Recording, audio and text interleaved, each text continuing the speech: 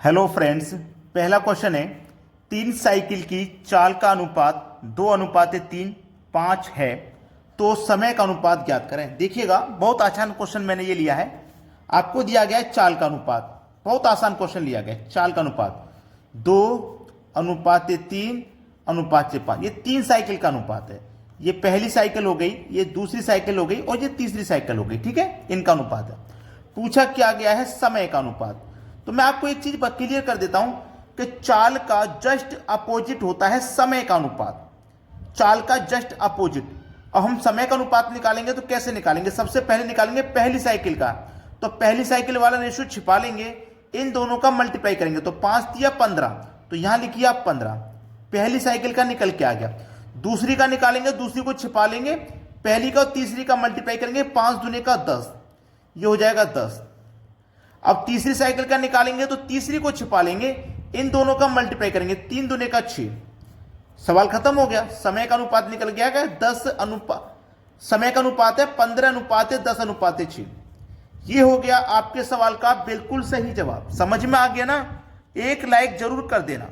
अब देखते हैं अगला प्रश्न।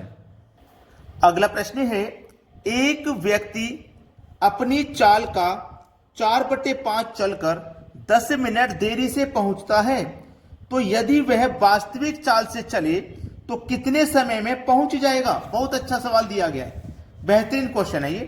देखिएगा, आपको यहां पे सबसे पहले लिख लेना है, एक तो है वास्तविक चाल।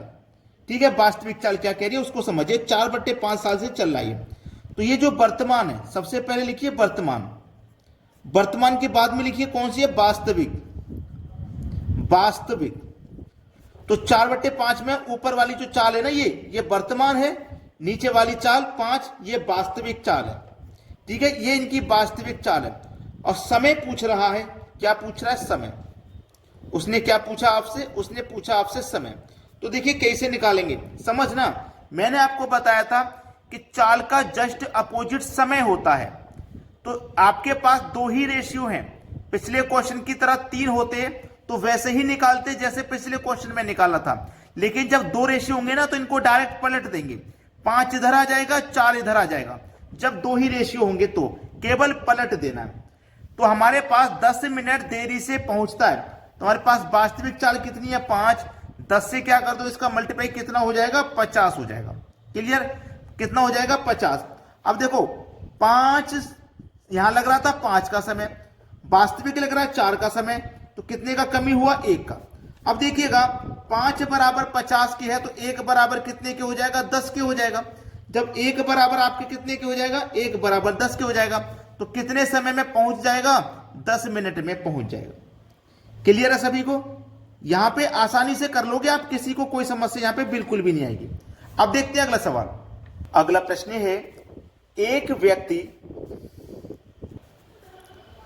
अगला प्रश्न है, एक व्यक्ति यात्रा का 1/4 भाग बस द्वारा, 1/3 भाग रेल द्वारा तथा शेष 20 किलोमीटर की दूरी पैदल तय करे, तो यात्रा में कुल कितनी दूरी तय की गई?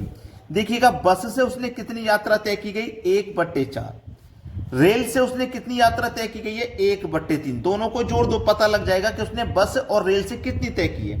ठीक है, चलिए 4 और 3 का हम एलसीएम ले लेंगे 12। 4 से 12 को कटाओ 3 बार में, 3 एक कम 3। 3 से 12 को कटाओ 4 बार में, 4 एक कम 4। दोनों को जोड़ दो, ये हो जाएगा 7/12। ठीक है, 7/12। अब देखिएगा, यहां तक 7/12 हो गया, तो ये 7 से 12, ये 7 से 12 कितना ज्यादा है? 5 ज्यादा। याद रखना, 7 से 12 कितना ज्यादा है? 5 ज्यादा है। तो ये 5 कितने के बराबर होगा? 20 किलोमीटर की दूरी तय कर रहा है। ध्यान रखना, 20 किलोमीटर की जो दूरी है उसे कैसे तय कर रहा है? वो पैदल तय कर रहा है। याद रखना, कैसे तय कर रहा है? पैदल। 20 किलोमीटर की दूरी को पैदल तय कर रहा है। तो 5 बराबर हमारा 20, तो 1 बराबर कितना हो जाएगा भैया? 4 किलोमीटर की हो जाएगा। जब 1 बराबर 4 है, ये टोटल हमारा एलसीएम 12 निकल के आया था ना, तो 12 की दूरी कितने के बराबर हो जाएगी? जब 1 बराबर 4, तो 12 बराबर 48। 48 किलोमीटर, ये हो जाएगा आपके सवाल का बिल्कुल सही जवाब। उम्मीद करता हूं सभी को समझ में आ गया है। अब देखते हैं अगला प्रश्न। अगला सवाल है, एक 1200 मीटर लंबी रेलगाड़ी किसी व्यक्ति को 1 मिनट में पार करे तो उसकी चाल ज्ञात करो। चाल ज्ञात करनी है हमें। चलिए, हमारे पास दूरी दी गई है 1200 मीटर की, ये 1200 मीटर की दूरी है, ठीक है। हमारे पास समय दिया गया है, समय दिया गया है 1 मिनट का, ठीक है, 1 मिनट का समय है। 1 मिनट का मतलब जब मीटर में दूरी है तो मिनट को सेकंड में चेंज कर लेंगे तो ये 60 सेकंड हो जाएगा, ठीक है। अब हमसे क्या पूछ रहा है, चाल पूछ रहा है, तो चाल बराबर क्या फॉर्मूला होता है, दूरी बट्टे समय होता है। चाल बराबर दूरी बट्टे समय। चलिए, दूरी कितनी है 1200 मीटर की, समय कितना है 60 सेकंड का, 0 से 0 कटेगा, 6 दूने का 12 और 1 0, तो चाल आ गई 20 मीटर प्रति सेकंड की। यह हो जाएगा हमारे सवाल का बिल्कुल सही जवाब। अब देखते हैं अगला सवाल। अगला प्रश्न है, नीलम अपनी कुल आय का 20% मकान के किराए पर तथा शेष का 70% घरेलू मदों पर खर्च करती है। यदि वह 3600 रुपये की बचत करती है तो उसकी कुल आय कितनी है। देखिए, जो भी उसकी कुल आय होगी अपने आप में 100% होगी। इस 100% में से 20% उसने मकान के किराए पे खर्च कर दिए, तो बचे कितने, 80% बचा। अब इस 80% में से क्या करती है वो 70% घरेलू मदों पे खर्च कर देती है। तो हम इस 80 का क्या करेंगे, 70% निकाल लेंगे। परसेंट का मतलब बटे में 100, 2 जीरो से 2 जीरो गए, 8 सत्ते 56, मतलब 56 रुपये वो घरेलू मदों पे खर्च कर देती है। तो 80 में से क्या करो, 56 को माइनस कर दो, बचेगा कितना 24। उसके पास बचा कितना 24 रुपया, 100 में से 24 बचा। यहाँ की 24 की बचत हो पा रही है और रुपए में बचत हो पा रही है 3600 की। तो 24% बराबर 3600, तो 1% बराबर कितना होगा 3600 बटे 24। आपको क्या करना है, कुल आय पता करनी है, मतलब 100% का मान। तो 100% से क्या करोगे, गुना कर दोगे, बस हो जाएगा आंसर। 12 दूने का 24, 12 तिया 36 और 2 जीरो आ जाएंगे 300। तो 2 से कटा दूंगा 300 को, तो ये 15 150 बार में कटेगा। तो 15 एकम 15 और 1 जीरो, ये 2 जीरो मिलकर के 3 जीरो हो गए, यानी कि 15,000। किस ऑप्शन में मिलेगा, पहले ही ऑप्शन में मिल जाएगा। ये हो जाएगा आपका सही जवाब। अब देखते हैं अगला प्रश्न। अगला प्रश्न है, एक कंपनी की आय 20% प्रति वर्ष बढ़ जाती है यदि इसकी आय वर्ष 2012 में 26,64,000 थी। कितनी, 26,64,000 थी, तो वर्ष 2010 में कितनी होगी। बहुत अच्छा सवाल भाई, बेहतरीन क्वेश्चन। चलिए, 26,64,000 कितनी दी गई, 26,64,000, ठीक है। अब करना क्या इसमें 20% प्रति वर्ष, भाई 20% प्रति वर्ष बढ़ जाती है। यदि इसकी आय वर्ष 2012 में इतनी थी तो 2010 में कितनी थी, याद रखना 2010 का पूछा गया, 2010 में कितनी थी, ठीक है। 2010 में यानी कि 2 साल पहले का पूछा है। देखिएगा, जब हम आगे का पूछता है ना, तो इसको हम क्या करते हैं, 100 में जोड़ के लिखते हैं। ऊपर प्रतिशत का मतलब बटे में 100 आता है। लेकिन जब पीछे होता है, पीछे का पूछा जाता है, तो इसको जो जोड़ के लिखेंगे ना 100 में, तो 120 हो जाएगा, इसको नीचे लिखना है और 100 आ जाएगा ऊपर। 2 वर्ष की बात है ना, तो इसको 2 बार लिखना है बस, ठीक है। जब वो 2010 का देके 12 का पूछता है, यानी कि बाद का पूछता, तो ये वाली वैल्यू ऊपर होती है, 100 में 20 जोड़ के ऊपर लिखते हैं, 100 नीचे आता है। लेकिन पहले का पूछता है ना, तो इसको नीचे लिखते हैं जोड़ के, ठीक है। बस कटा लीजिए, 0 से कट गया 0, ये 0 से कट गया ये 0, ठीक है, इतना कट गया। चलिए, 12 से कटाता हूं, पहले मैं इसको कटाता हूं 12 से। 12 दूने का 24, 2 बचेगा 26, 12 दूने का 24, 2 बचेगा 24, 12 दूने का 24, 3 जीरो। फिर से कटाऊंगा 12 से, कटेगा कि नहीं, देखिए 12 कम 12, 10 बचेगा 102, 12 अट्ठे 96 कटेगा भाई, 12 अट्ठे 96 कटेगा। ये 12 से कटाऊंगा क्योंकि मैंने कटाया 12 से। 12 दूने का 12 कम 12, 10 बचेगा, 10 में जी 102, 12 पंजे 60, 12 छीन 72, 12 सत्ते 84, 12 अट्ठे 96, 4 बचेगा 40, 12 त्रिका 36, 4 बचेगा 40, 12 त्रिका 36। ये तो नहीं कट पाएगा शायद, इस तरीके से तो ये नहीं कट पाएगा भाई, इस तरीके से शायद नहीं कट पाएगा। मैं दोबारा से कटा के देखता हूं क्या इसको मैं क्या करता हूं, ये मेरा कट के आया था 222 का गुना, मैं सीधे 100 से कर देता हूं पहले। चलिए, इतना काम कर देता हूं, 222 का गुना 1 से करेंगे तो ये 222 ही रहेगा। 1 zero 2 zero 3 zero 4 zero 5 zero हो गए, ठीक है। 3 जीरो 4 जीरो 5 जीरो। डिवाइड मुझे कितने से करना है, 12 से करना है। चलिए, डिवाइड होता है कि नहीं होता है एक बार चेक कर लेते हैं। ठीक है, पहले 2 से कटाता हूं 6 बार में, फिर 2 से इसको कटाऊं, 2 1 कम 2, 2 1 कम 2, 2 1 कम 2, 1 2 3 4 5 0। अब देखिए 6 से कटाता हूं सीधा, इसको कटेगा कि नहीं देखते हैं। 6 1 कम 6, 5 बचेगा 51, 6 8 48, 3 बचेगा 30, 6 पंजे 30 और 1 2 3 4 0 कट गया भाई।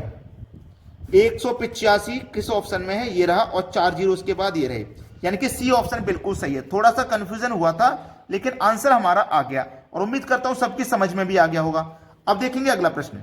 अगला प्रश्न है, किसी परीक्षा में 35% छात्र हिंदी में फेल हुए, 45% छात्र अंग्रेजी में फेल हुए और 20% छात्र दोनों विषयों में फेल हुए।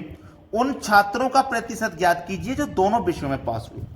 इसको देखिए हम ग्राफ की मदद से समझेंगे। एक ये बन गया सर्कल, एक ये बन गया सर्कल, ठीक है, ये सर्कल है हिंदी का, ये सर्कल है इंग्लिश का। तो देखिएगा, ध्यान से देखना है, आपके 35% छात्र हिंदी में फेल हुए, 35% हिंदी में फेल हुए, ठीक है, 45% छात्र अंग्रेजी में मतलब इंग्लिश में फेल हुए 45%, ठीक है, और दोनों में 20% फेल हुए, यानी कि हिंदी और इंग्लिश दोनों को मिला के। तो ये जो लाइन है ना ये वाली, जिसमें दोनों को मिलाकर के 20% फेल हुए, देखो ये हमारा इंग्लिश में भी जा रहा है और इंग्लिश वाला हिंदी में भी शामिल है। तो ये 20% ऐसे हैं जो इंग्लिश और हिंदी दोनों में फेल हुए हैं। तो एक बात समझ लीजिए, इसमें 20% में क्या है, ध्यान रखना, इस 20% में क्या है कि ये जो 20% है ये हिंदी में भी फेल हुए हैं और ये इंग्लिश में भी फेल हुए हैं, हिंदी और इंग्लिश दोनों में फेल हुए हैं। तो 35 ये और 45 ये, 35 और 45 मिलाकर के दोनों कितने हो गए, 80% हो गए भाई। 35% ये और 45% ये दोनों मिला के 80% हो गए। अब टोटल छात्र कितने होंगे, अपने आप में 100% होंगे। टोटल छात्र अपने आप में 100%, जिसमें से 80% फेल हो गए, तो बचे कितने, 20%। बचे कितने, 20%, यानी कि सी ऑप्शन हमारे सवाल का सही जवाब है। भाई सी ऑप्शन क्या हमारे प्रश्न का सही जवाब है, ध्यान से समझना प्रश्न को। सी ऑप्शन आपने कर दिया। ये जो 20% है ना, ये हिंदी में फेल हुए हैं, ये जो 20% है ये हिंदी में फेल हुए हैं, ठीक है, ये 20% ऐसे हैं जो हिंदी में फेल हुए हैं। तो केवल हिंदी में फेल होने वाले कितने होंगे, 35 में से 20 माइनस कर दो, ठीक है, 15 बचेगा, ध्यान रखना। इस 45 में से 20% ऐसे हैं जो हिंदी में फेल हुए हैं, देखना 20% ऐसे हैं, ये इंग्लिश में भी शामिल है, हिंदी में भी। तो इस 45 में से 20% ऐसे हैं जो हिंदी में फेल हुए हैं। ऐसे ही इस 35 में से 20% ऐसे हैं जो इंग्लिश में फेल हुए हैं। तो 45 में से आप 20 माइनस करोगे तो कितना बचेगा, 25 बचेगा, ठीक है, और 20 है ये जो दोनों में फेल हो, कितना हुआ, 15 और 20 40, 40 में 20 जोड़ो 60। तो 100% में से 60% दोनों में फेल हुए, तो बचे कितने भैया हमारे पास, 40%। सही जवाब 40% है, ना कि 20%। भाई 35 से 45 से 80 हो गया, 20% बचा। ऐसा सवाल एग्जामिनर केवल आपका माइंड चेक करने के लिए देता है। इस 35% में 20% ऐसे हैं जो हिंदी में भी फेल हुए हैं। तो जो हिंदी में भी फेल हुए उनको 45 उनको माइनस करिए ना 35 में से, केवल 15 बचेगा हिंदी वाला। ऐसे ही इंग्लिश में 45% फेल हुए, उसमें से 20 ऐसे हैं जो हिंदी में भी फेल हुए हैं। तो इस 45 में से 20 को माइनस करो, केवल 25 बचेगा इंग्लिश वाला। तो हिंदी और इंग्लिश वाला टोटल हमारा 15 और 25 है, और दोनों में फेल होने वाला 20 है। तो सही जवाब हमारा डी ऑप्शन है। सभी को समझ में आ गया होगा, तो लाइक और शेयर जरूर कर देना। ठीक है दोस्तों, धन्यवाद।